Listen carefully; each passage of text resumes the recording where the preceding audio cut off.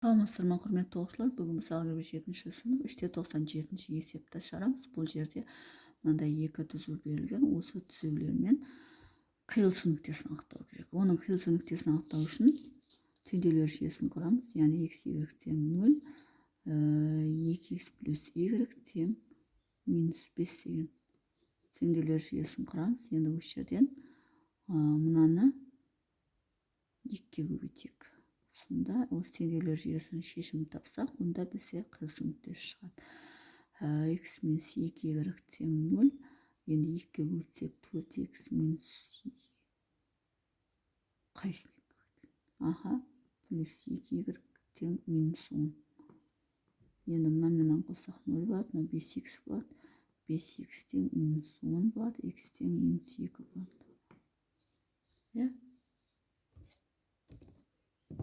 Мына екеуі жойылып кетеді. Мына екеуін қоссақ 5x болады, мынаны қоссақ минус 10, x тең минус 2 болады. Енді y-ті тапу үшін мына жерге қоя салайық. Y тең минус 5 минус 2x тек мына жерден.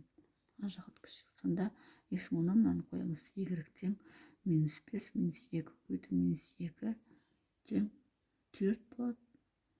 Минус 5 көбейту плюс 4 минус 1 болады. Сонда бұның қиылысу нүктесі минус 2-де минус 1 деген сөз. Екеуінің қиылысу нүктесі минус 2-де минус 1 деген сөз. Кез келген мысалы мына жерге қойып көрейік, мынаның орнына қойып көрейік.